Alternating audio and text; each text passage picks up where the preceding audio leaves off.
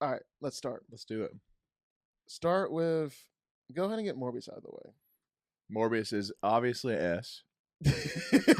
We loved Morbius. We care about Morbius. It was so freaking good. I honestly haven't seen it, so No, I will talk about Morbius because I saw it on Sunday, and it was all right. So put it in D. We're gonna put it in D. Oh no, no Not that comment. it's- Straight to D. And it.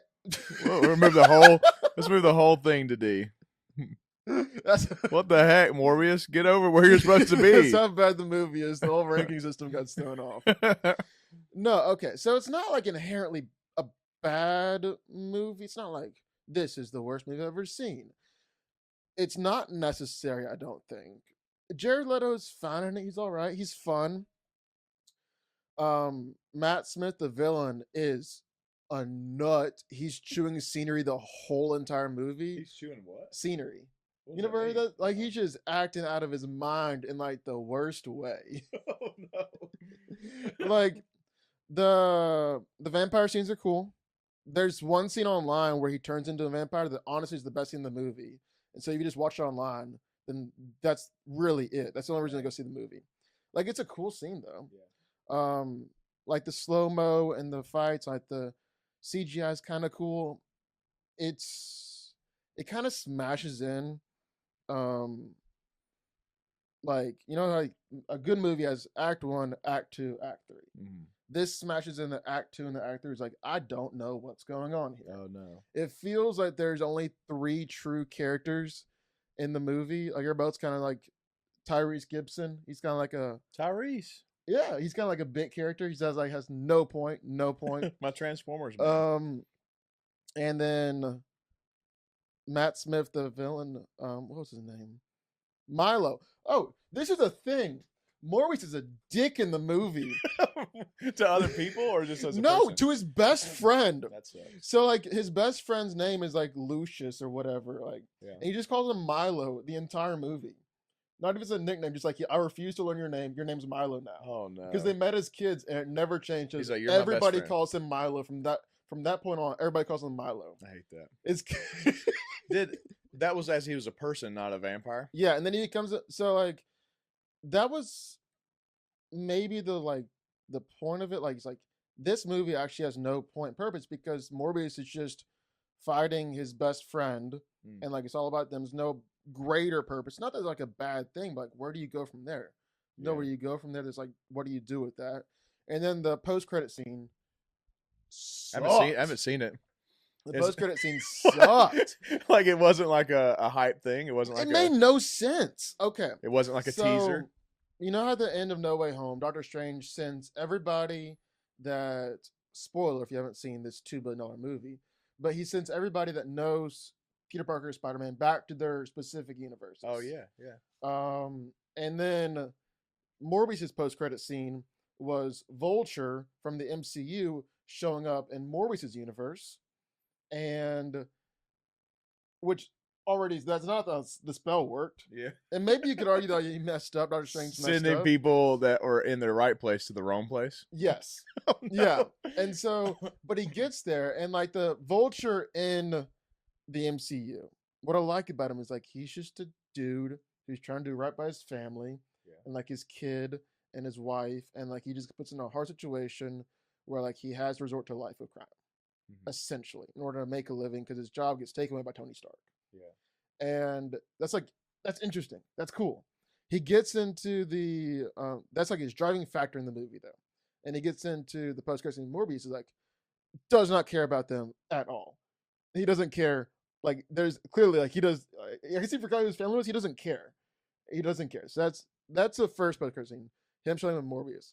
The second one is Morbius driving through the desert in a car, and then he stops. Then Vulture shows up, and this tech, which I don't know how he got his like suit made from like the alien Chitauri tech in this new universe. Was there an alien attack there? Was there Avengers there?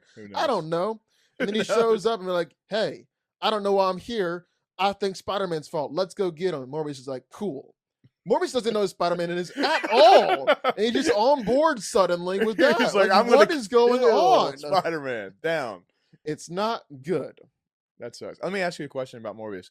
Was it when it was released, did it make it worse? Like, if it was released before No Way Home, would it have been a better movie? Because No Way Home, I felt like is kind of like the pinnacle of all Spider-Man movies. Well, the post-credit scene would have been completely different because that's just spoiling That's true. that. Yeah. Take that out and just take the movie. Does it make it better? It doesn't. It has no connection to Spider-Man whatsoever. So no, there's absolutely no connection to Spider-Man except for that post-credit scene. That's literally the only that they mentioned Spider-Man once, and that's it. Dang. So it would have been just as bad because it has nothing to do with it. So Morbius goes to D. All right, let's do which one you do. Just scroll over to Amazing Spider-Man. Cool. I put Amazing Spider-Man, and you can disagree if you want to, at B. B. Tell me why. Okay. What's your thoughts? It is a completely, like, this for me is the most neutral Spider-Man movie, right? Like, if B is average, then this is that. Yeah. I don't even really remember much about this one because all I remember is the Gwen Stacy scene of the second one. So the first one, I just remember, new Spider-Man. It's not Toby. My feelings are kind of hurt. That's kind of how I felt because I was a Toby guy. Like Toby, made superheroes come to life for me. So I like Andrew Garfield as Spider-Man, but I like him so much more after No Way Home. Yeah, same. He became one of my favorite actors in the whole Spider-Verse. And so, in this one, I think he's a fine Spider-Man. I like him as Spider-Man. I think he's a bit too cool to be Spider-Man. He's really cool. Like, he's like, I want to be that guy. Yeah. I don't think you're supposed to be able to, I want to embody Peter Parker. Peter Parker's supposed to be, already, kind of nerdy. Well, yeah, quirky. Like, he's, supposed to be, if you are already nerdy, if you're already, into this stuff, you're like, I relate to Spider-Man. I relate to Peter Parker. That's my hero. Yeah, it's not like I want to be cool like Peter Parker. It's like I'm already him. I can relate to him. And then in this one, he's doing skateboarding montages and stuff like that. Like as a nerd, you're like, crap, my one hero is gone. He's cool too. So does that mean Spider-Man sold out for this movie? They picked a cool guy to play Spider-Man? But that being said, I like him as Spider-Man still, though. I do too. I don't like it. It's the Peter Parker part where it's like, yeah, maybe he needs to, find his way a bit more into, being, Toby and Tom for me are better Peter Parkers than Andrew is. Yeah. But Andrew in No Way Home is a good Peter Parker, I think. Yeah. It's just a repeat of an origin movie that we've already seen in this first Spider-Man. Yeah. The Lizard was cool. I liked him. I thought he was, sympathetic villain with a really, really stupid plot. Really stupid idea. Well, remember what the idea was? Yeah. So the idea was, I'm a lizard now, by my mistake.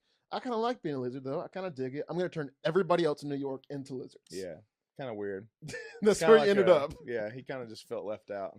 That being said, though, I like the movie. I'll rewatch the movie and be like, that was a fun time. I enjoy it. Did it have the Ben story in it, too? Did it actually show the whole, Yeah.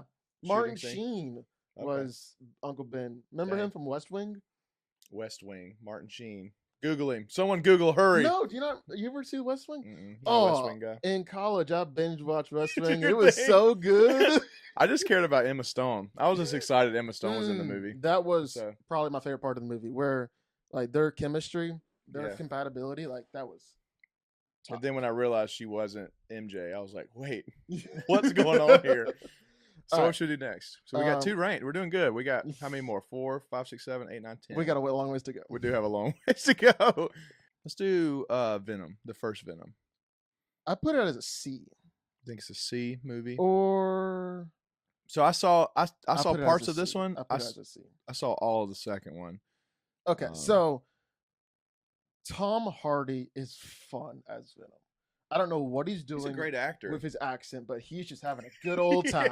You're talking about as he's talking, as he is doing the Venom voice, or just him? No, his accent in the movie. I don't know what it is. I don't know if it's a San Francisco accent or San Francisco. Yeah. I don't know if it's New York. I don't know what it is. I like it, though. And he's English, right? He's British. British, yeah.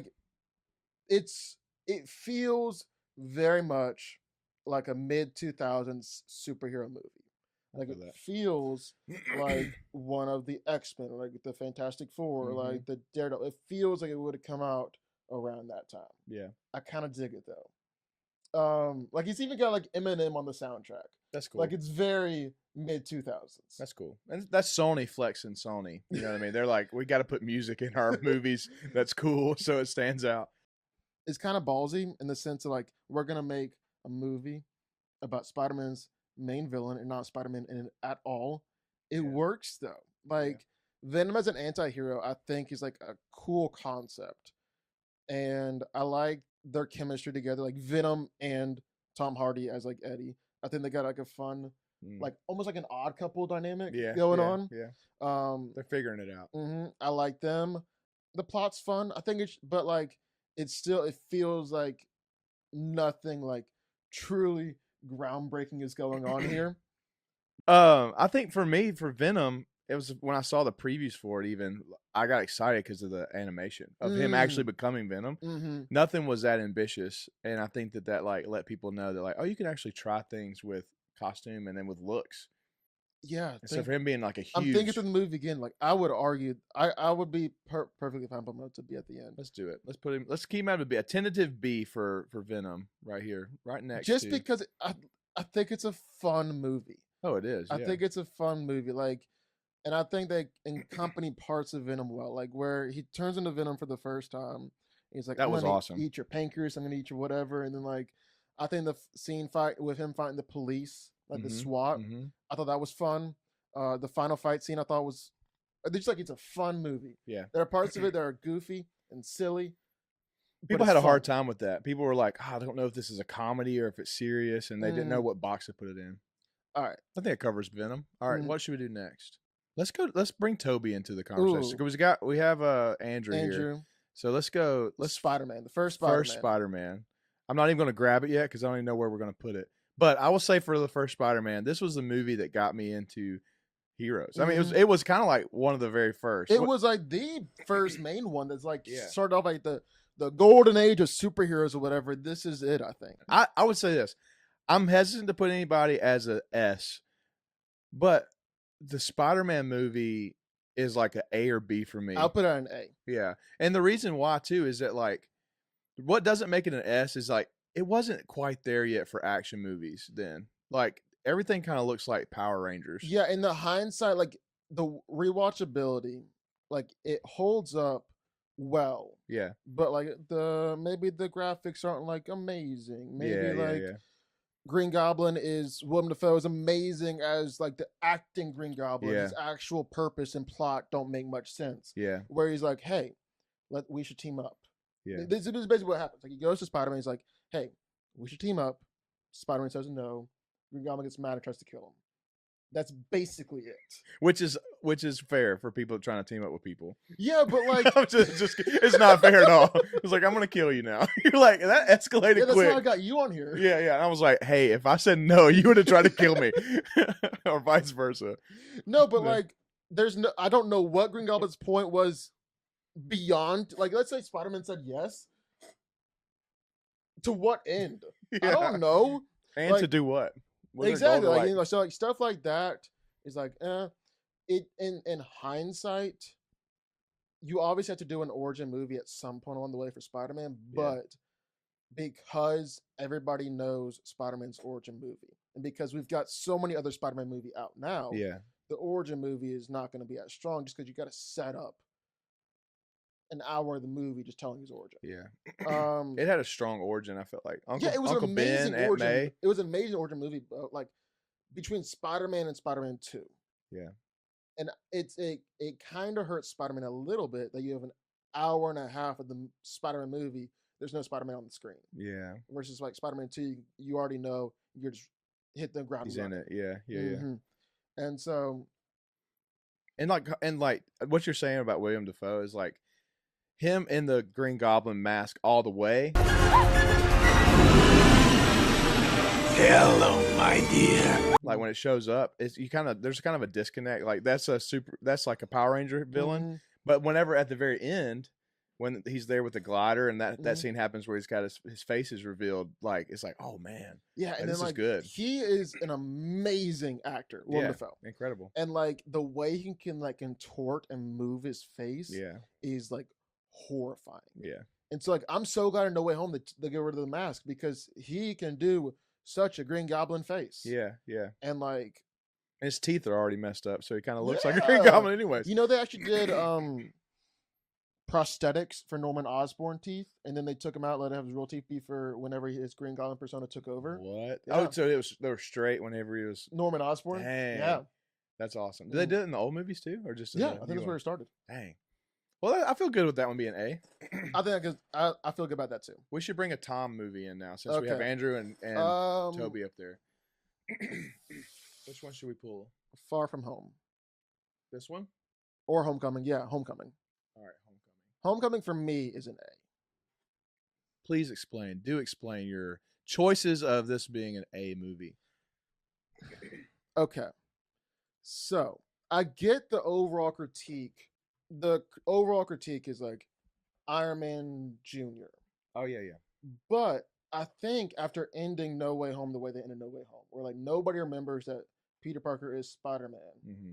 that was all just build up to where Spider-Man is now, is like the friendly neighborhood Spider-Man who's like on his own, doesn't have like the Avengers, like Iron Man is backup. But everything about that made him who he is today. Yeah. And then leading forward in this new trilogy, be like, I don't know where it goes, but I think that critique can kind of be done away with. Right. And so from there, Tom Holland is amazing as Spider-Man. Genuinely amazing. He does a great job. Yeah. They kept him in high school and like actually felt like high school, which I really enjoyed. And it wasn't like Tobey Maguire High School where it's like a 30-year-old in high school. It's actually somebody that looks like they're in high school. That was my, like, in hindsight, watching back on Spider-Man, I could not differentiate between the teachers and the students. Yeah, that's real. Yeah. That's so crazy. But I think he does the best job of embodying both Peter Parker and Spider-Man. Yeah, I so, think so too. Toby is obviously the OG. Toby's the classic. Toby is like Spider-Man. Yeah. But I think his Peter Parker is stronger than Spider-Man. I feel that. Andrew, I feel like his Spider-Man is stronger than Peter Parker. Yeah. Not like the context of like overall, just like in their individual performances. Yeah. And then I think Tom is like the best balance between Peter Parker and Spider-Man. And Tom also, to your point earlier, he doesn't give off like a nerdy, geeky persona of Spider-Man. That's true. Yeah. But he's not like super cool that you're not relating to him though. Yeah, it feels like in a lot of ways like he's like a little wallflower. Yeah. Mm-hmm. He's not like the star. As Toby. Not like, no, like in the context like of the high school. Like he's not like the nerdiest nerd, even though he is nerdy, even though he's like super smart. But he's not like the coolest. The coolest. He's kind of in the background. He's just like a wallflower. Yeah. Which I enjoy. I like. And like I like that they bully him in a different way with Flash. Yeah. Where it's like the rich kid bully. Yeah, like yeah. Typical not jock bully. Yeah. But things that do Homecoming for me that I really, really, really, really like. I love Vulture. Yeah. I think that one scene where Vulture realizes that Peter Parker is Spider-Man as they're driving in the car, and like the slow realization. One of the best Spider-Man movies, like one of the best scenes Spider-Man's ever done. Yeah, like it's super across intense. all Spider-Man movies. Yeah. And then when he confronts Vulture, and then like Vulture knocks down the building on top of him, and like Tom is sitting there crying and like shouting out for help. And then realizing that no one's gonna come help him, no one can come help him. He has to like do it himself. Dang. And like he's like, "Come on, Spider-Man! Come on, Spider-Man!" That's like when he becomes Spider-Man, like not stops relying on like the idea like someone else is always gonna be there to save you. Yeah. Like Iron Man can swoop in and save the day. Like I'm here and I have to like do this myself. Dang. And like be my own man, be my own hero.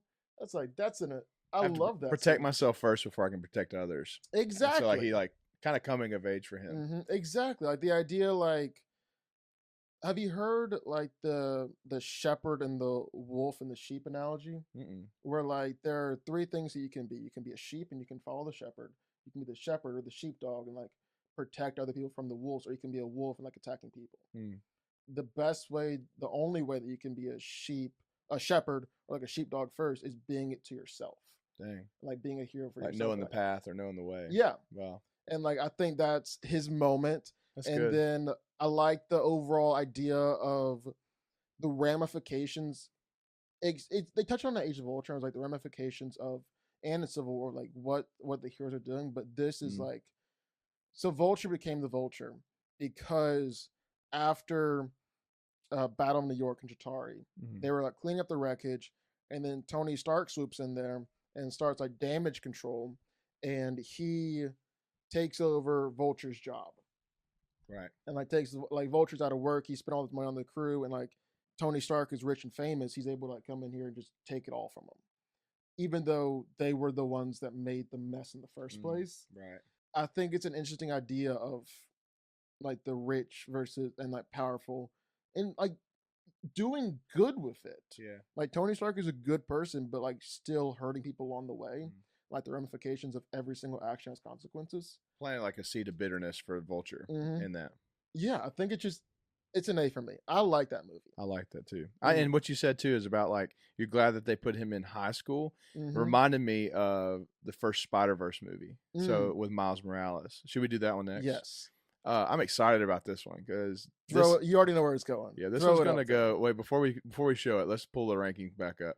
All right, so we're gonna do Miles Morales now. This one is gonna have to go right in the top. This movie is so good. Oh, it's such a good movie. This movie made us put an S ranking. Like we didn't have S as an option, and we're like, we need an S because like it needs to be above A. And it's the perfect depiction of Spider-Man in multiple ways, I think. And it's just so fun. The movie's so fun. I genuinely believe this is the best Spider-Man movie. Yeah. I mean, if you don't like Spider-Man and you want to get into Spider-Man, you should watch this one first. It's going to be probably confusing for you. It would help if you knew who Spider-Man was before you watched it. That would help. You can do go into this blind and like fall in love with Spider-Man. Yeah, because this is his origin story. Miles Morales? Yeah, you don't really get the like Uncle Ben origin story really, unless it's like fast forward. I can't remember if No, Miles Morales it's Miles Morales' story. Right, but I'm saying you don't get the other you don't get the Uncle other Spider-Man. Yeah, so you wouldn't get like that whole like background of Spider-Man watching this. You kind of get like a fast forward through it whenever they're flipping through all the things. Yeah, Nick Miller, man, come on.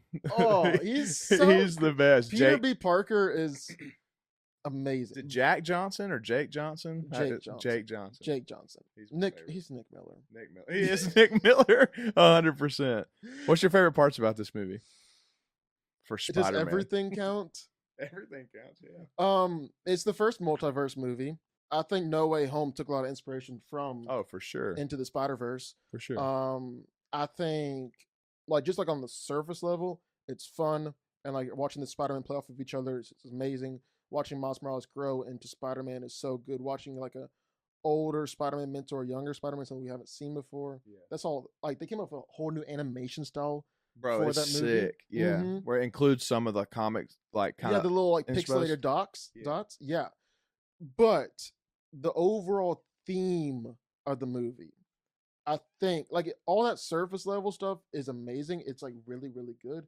But what makes the movie hit hardest for me, and like what makes me coming back to it, is the theme of the movie, where the idea that anybody can be Spider-Man. Yeah, that anybody can be a hero. That the Spider-Man suit fits everybody. Eventually, you have to grow into it. But the idea that, like, what does Spider-Man embody? Like, the idea that anybody can be a hero just by doing good, by, like, helping others, by being, like, your friendly neighborhood, whatever, you can be a hero. And that was Stan Lee's, like, heart behind it, right? Yeah, and, like, this movie does such an amazing job of, like, demonstrating that and embodying that. And I love it. No, I think you're exactly right. Who was the Goblin in the beginning? Do you remember? He was huge. Oh, it was from the Ultimate. It was the inspiration for like the Ultimate Spider-Man universe, like a different universe in the comics. Yeah, that Goblin was the size of like the whole warehouse. He was massive. Well, Kingpin is ginormous. Huge as well. Yeah, he is a bit too big. I don't know how his skeleton is holding him up. Yeah, is Kingpin in any of the other movies? That's and he's like a big Spider-Man villain, so it's cool that they brought him into it. And they're making a sequel, They're making two. 2 It's sequels? part 1 and part 2. Dang. I know. Coming out close together or no? I don't know when they're coming out. I know the first one's coming out in October. Dang. And like I think what you said too, and then we can move on to the next one is that this opened the door wide for multiverse. And now it seems like every movie is trying to do some sort of multiverse, like other story, other page. And it did it so well. Even Porker Pig. Peter Porker? Peter Porker, is that who it was? Yeah. I love him so much. I You do know, too. so John Mulaney, the comedian? Yeah, yeah. He's the one that voiced it, and supposedly on the cutting room floor somewhere, there's an R-rated Peter Porker. No. Yeah, where he just cut loose and would just say whatever came to his mind throughout the movie. Like as they're filming it, doing like ad-lib stuff, there's an R-rated cut of Spider-Man Into the Spider-Verse somewhere on an editing floor. Wow. Dang. All right, what should we do next? Venom 2. Venom 2. Let There Be Carnage. D. You hated this movie. I hated that movie. I went to see it with you, and I was like, not so bad, but there was just it was so loud. The movie was so loud, and I feel like a dad. I feel like literally like an old man saying that. But why was it so loud? Is it from The Office where? No, it's from Anchorman where Michael Scott, Steve Carell is shouting loud noises. That's what that movie felt like. Yeah, very much so. Just so much screaming, so much just like unnecessary. Just so what I liked about it was Venom. Yeah. He was a good I liked their element still. I liked almost like a romantic comedy where like two dysfunctional like a dysfunctional couple still learn how to like live together. Yeah. I liked that. Didn't like anything else. Yeah. I thought it was short. It was only 90 minutes. So the whole thing felt rushed. Yeah. Not like I wanted to sit there longer and enjoy but I feel like everything was Did you watch it once? Mm-hmm. One time. Yeah. And like nothing was like sitting and like letting characters develop and like letting like it was just you know what made me upset was that Woody Harrelson's such a good actor and they made him so weird. They made him so that I think it would be better. I don't know if it'd actually better, it'd be more interesting if it was an R-rated movie. Maybe, yeah. Because Carnage, like the symbiote, is like the biggest bad in Spider-Man. Like he's like, I'm gonna like kill everything around me. Dang. And he's bonded with a literal serial killer. Yeah, yeah. And so like for Let There Be Carnage, not a ton of carnage. Yeah, yeah. Like I would have been fine doing like an R-rated. If they wanted to make that movie R-rated, I would have understood that. Is there a R-rated movie? Like with any of the Spider-Man movies? Not even like close. If there was, that would have been it. Should have been that one. Mm-hmm. I think it should have been that one. Could Morbius been R? Would that made it better? I don't even know if making Venom 2 R would have made it better. It made it more interesting, made it more like fun to watch, but I think it's still like a bad movie. I think it's boring. I don't relate to any of the characters except Venom. Like just the strain of a relationship is about the only thing you can kind of connect to. Mm-hmm. And like everything that I liked about Venom was worse than the second one. Yeah. And then it's just all around. Yeah. What keeps it from being an F for me? If we had an F tier, if we had an F tier, I'd put it in the F tier. You'd put an F. Yeah. I would keep it in D. I would fight for it only for the 2-minute scene at the end for the teaser. The teaser was so exciting. That one leading right into No Way Home. Yeah, I was like, wait, and so like that. I remember us in the theater when we saw it. We're like, oh my gosh, like, this is a big deal. It was that kind of moment in the theater, which is always like the best moments in theater. Let's talk about Andrew. Let's talk about Amazing Spider-Man 2. Mr. Andrew, this one here. Yeah, I would put it at a C. C. Oh man, I like how brutal you are. That's nice. You gotta be kind of brutal. Why is it a C? Okay. The best parts about this movie are Spider-Man as like Andrew as Spider-Man, like literally as Spider-Man, not like Peter Parker, but like when he's in the costume, I love it. I think that's a lot of fun. I think he embodies like the Spider-Man, the quipping and the jokes, and like that's really good. The way he actually moves, I think is so cool. I think it's so interesting. Like he moves, like when he's crawling around, like so like he looks like a spider. Dang. Yeah. And like I think that's really like that was clearly intentional. I think that's cool. Peter and Gwen's relationship and chemistry, I love it. Yeah. that definitely is the moment, that thing that hits the hardest for me. And then when she dies and he has to like Spoiler alert. for like a 10-year long movie. I mean that's the thing that ended a little while ago.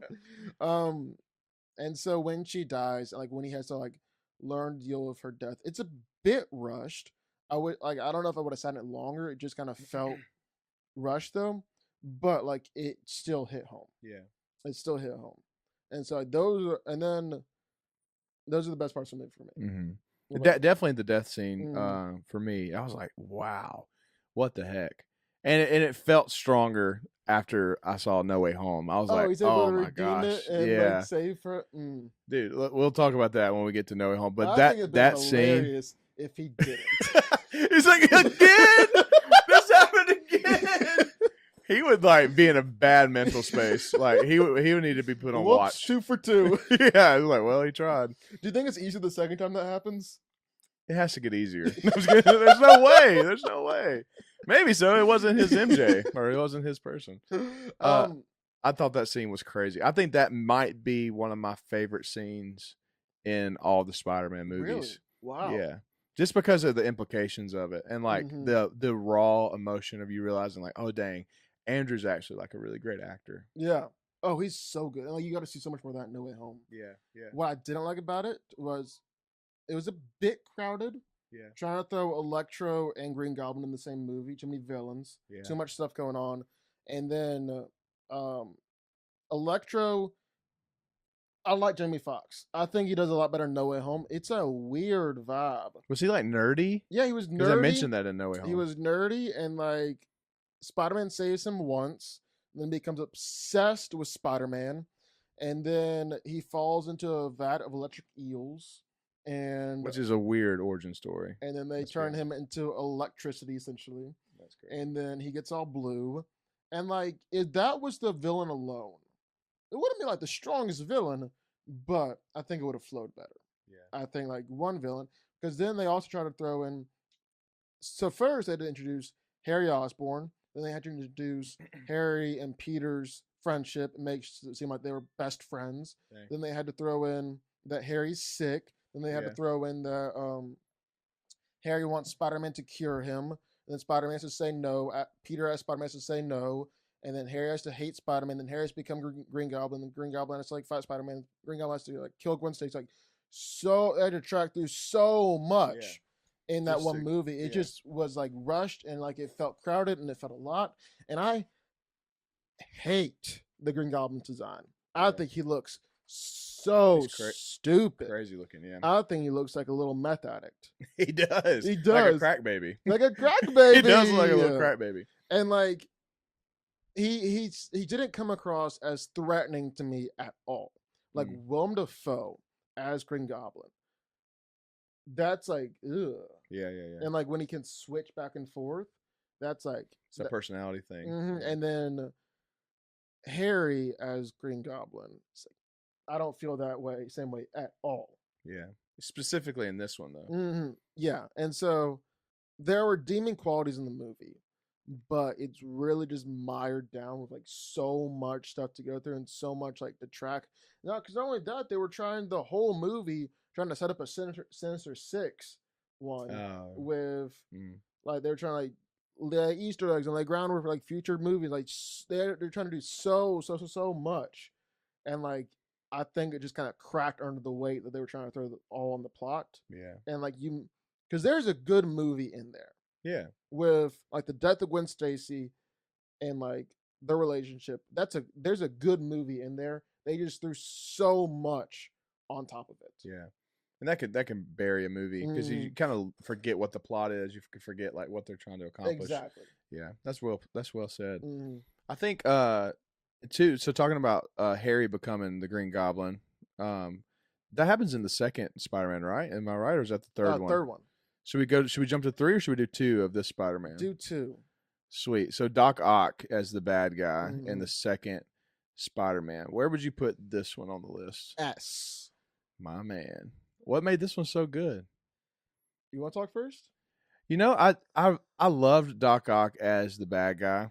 I think the fact that he was it adds back into No Way Home, but the fact that he's like not actually a bad guy at heart, Mhm. he actually loved Peter. Yeah, He cared a lot about Peter. he's like such a sympathetic villain. Yeah. Where he was unintentionally a villain. Like he was trying to do good.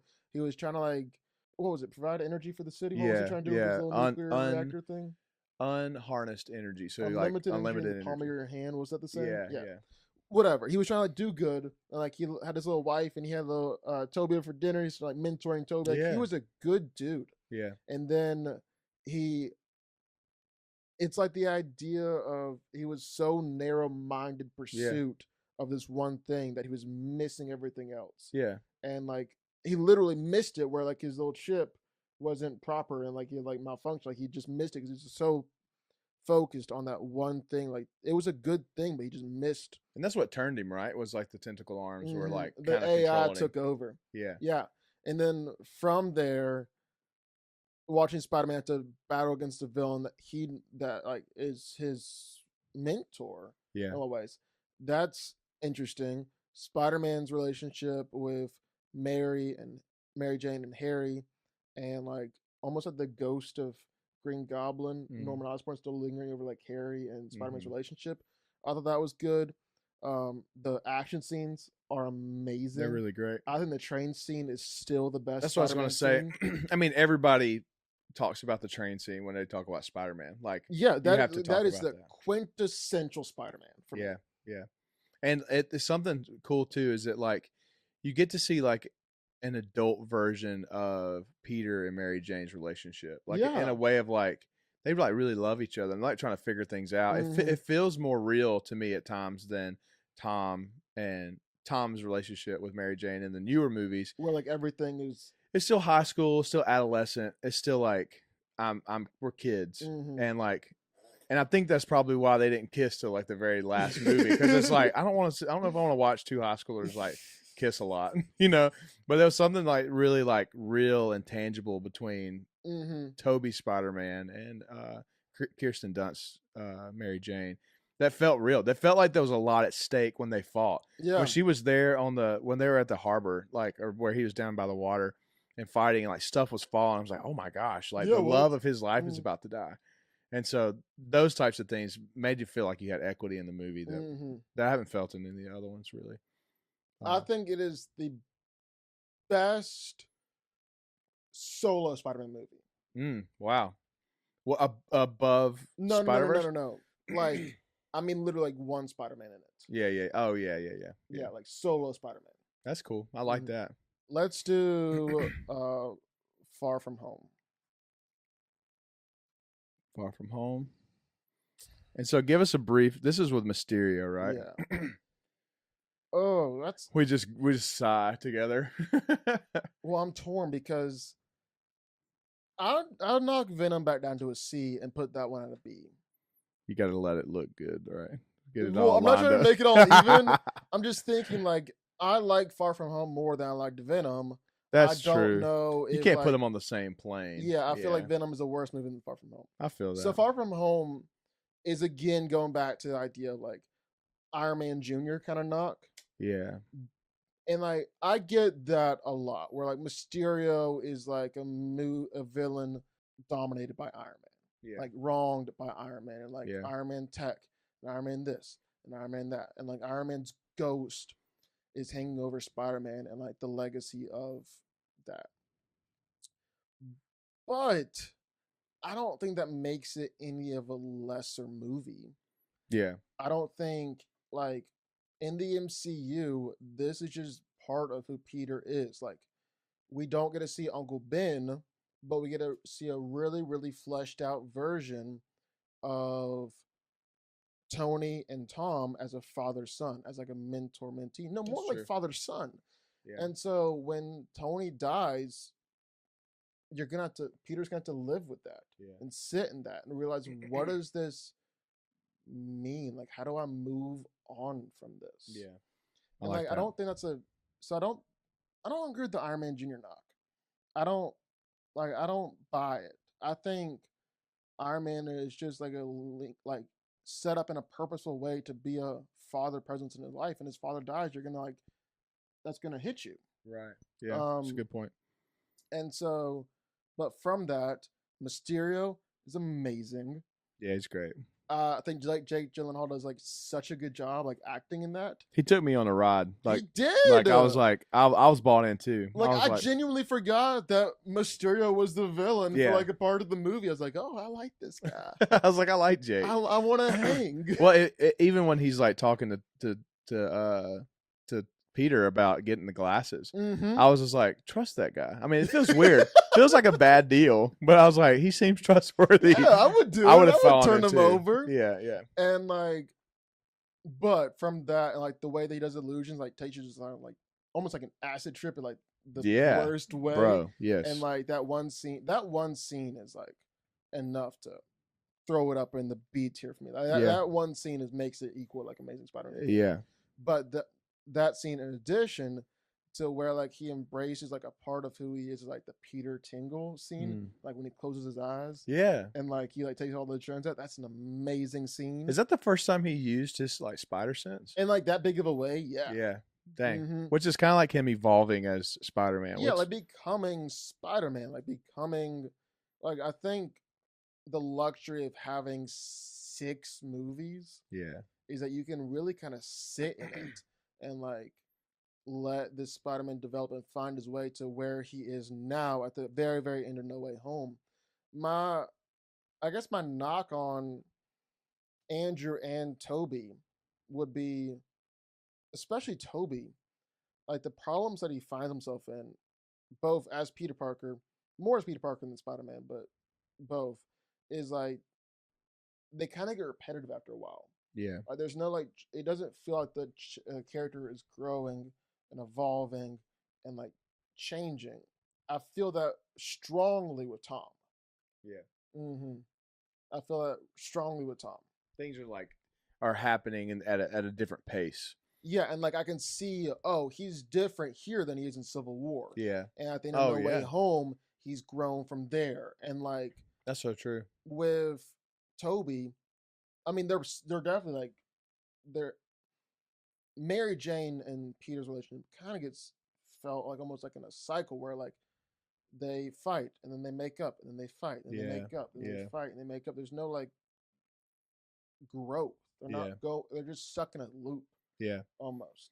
And like that's not clearly we like those movies. Yeah. But I feel that's a perk of Tom.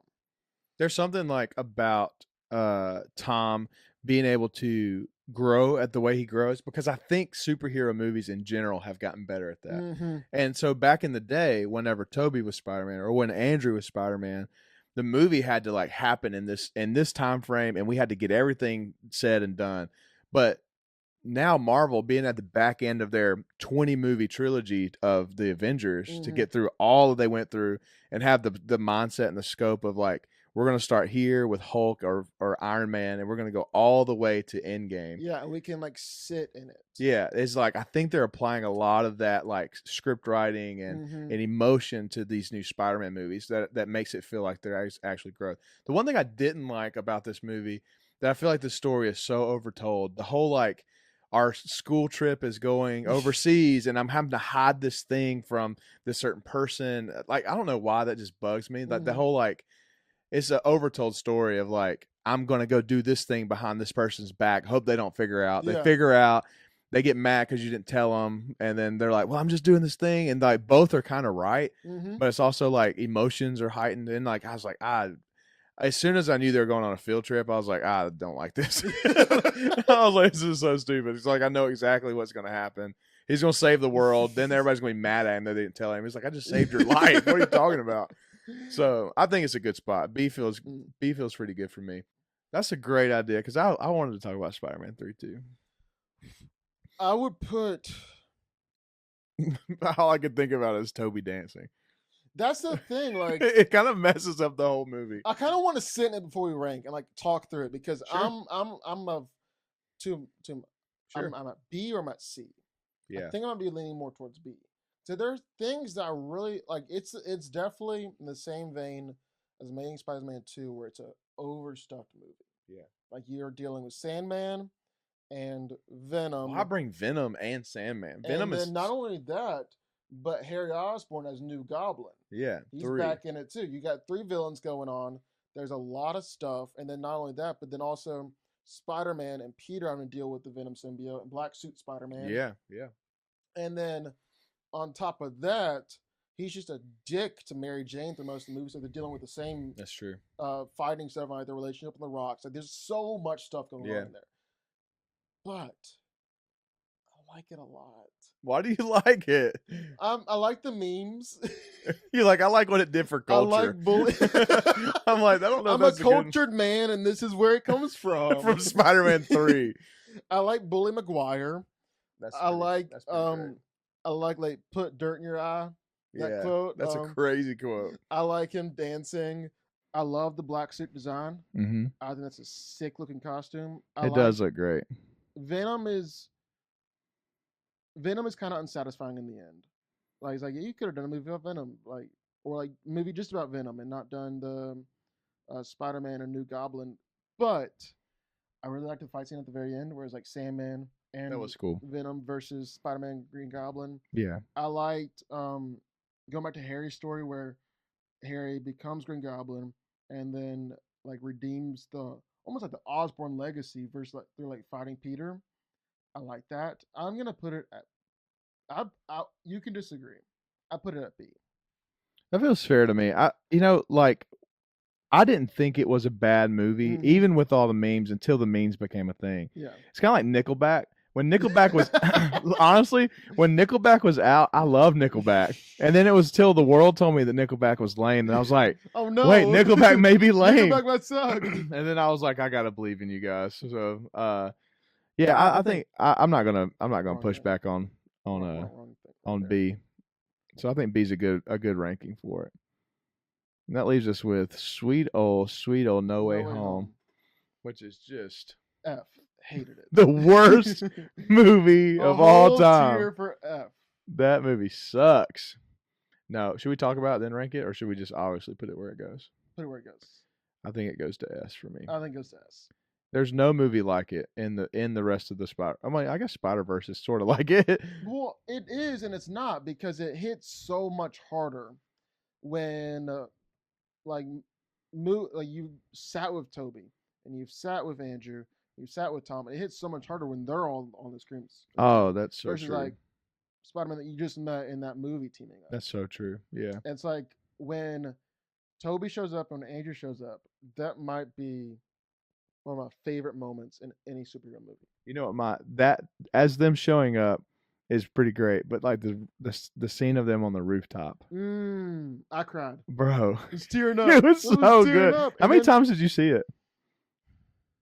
3 times? 3? Yeah. And then when the team up to fight together, and like that whole fight scene is amazing. And then not only that, like it actually does okay. So we've got 3 crowded movies on here. Amazing Spider-Man 2, Spider-Man 3, and No Way Home. No Way Home has 5 villains and 3 Spider-Men. That's crazy. It didn't feel too crowded. It didn't feel crowded at all. They finally figured it out, and like they were able to like work it in. Like everybody got their moment to shine, but it's at the same time it felt a lot like Tom's Spider-Man movie. Yeah, it felt like his thing. Yeah. And like watching him grow from even where he was in the first movie, in the beginning of the movie, where like he's kicked out of denied college because they realize that he's Spider-Man, and like he's like instantly resorting to, oh, I gotta do Doctor Strange to help me before I even figure Spider-Man out on my own. Yeah. To where he ends up at the very, very end was like, I am on my own now. Yeah. And I can still be Spider-Man, I can still do this. Even the growth there, like that's clearly still Tom's movie. Yeah, yeah. But watching Toby and Andrew, especially Andrew shine, and Toby still like dealing with his back problems, still like from the train. Is that where he hurt his back? Where did he hurt his back? It's just like a common thing in the. I don't know. Maybe he's like, "You may get your back," and he's like, "Yeah." Just like my back hurts. Yeah. But like still being Toby, like there being like the father figure mentor, and then the youth pastor, however you want to look at it. That was a great joke. I was like, "What?" Oh, favorite joke in the movie. Yeah. But then so watching him, and then more than anything, watching Andrew shine, watching Andrew be able to redeem himself, and then it still being Tom's movie. It does a really, really good job of that. And then not Mary Jane, Aunt May delivering the great power, great responsibility, and then kicking rocks and dying. Yeah, I'm like, what happened just now? I was like, she's gonna live. She's dead. That was so sad, but like and they lingered in it, bro. they let That it was what feel. you're talking about, kind of like the rush of Gwen Stacy's Mm-hmm. death. Like they lingered in Yeah. Mary Jane and Aunt May's, which was crazy. I don't think any villain can hurt Spider-Man more than Green Goblin. Has such a good job of demonstrating that in that movie. And Doctor Strange. We haven't even talked about Doctor No, Strange yeah, being in it. Doctor Strange. I was about to say my favorite. That and Spider-Verse are my favorite. Recency bias probably puts No Way Home first. What, you put No Way Home above Spider-Man 2? Yes. No Way Home as like, you don't have to move it around, but like No Way Home over both of those for me. Dang. It's like a personal favorite. I think we should do it just to get the visual. This is like helpful. Like this is the number one of all, and then this one's. Yeah, I'll put that. It's still a S tier, but like this is kind of what we're thinking. 1, 2, and 3 here. That feels pretty strong. I'll tell you my favorites and my least favorites about No Way Home. My favorite is I love Doctor Strange as a hero, and I love that, like, in a way he kind of takes like the tough I'll be your dad for now, like, space that Iron Man had, and left, and so he's kind of hard on Tom a little bit through the movie, which I think is good. I think it's like he's still trying to figure things out. The one thing, if I didn't like anything about the movie, what was the one thing I didn't? I don't know if I can just like find something I don't like. It was so fun for me because I was just so excited about Tom and Toby and Andrew all being there, that like that part for me was crazy, and the scene on the roof was crazy. I didn't love, like, and it's just because we're stuck in the middle, but I just didn't love him not telling Mary Jane that he's back. I'm like, I get what you're saying. You're protecting her at the end, and he's like, I'm not going to tell her that it's me and this is who I am. But it made me really want to be like, oh, they got to like stoke the flame. Like the next movie, they're going to do that. Up and running. Yeah, I'm like, this is so sad. But I was like, they wouldn't have another movie if they did that right then and there. So, man, I feel really great about that. Is there anything that you would change before we? No, I feel good about this. I feel good about that. That's not where I thought we would end up necessarily, but I feel good about it. What do you think? Or so we did the top 3 up here. What do you think the worst of all? You think Morbius is worse than Venom 2? Venom 2 as worse. That's worse. And Morbius is a great, like, Morbius second is worst. Better than Venom 2. But not better than these two. Yeah. Dang. All right, boys. Well, there you got it.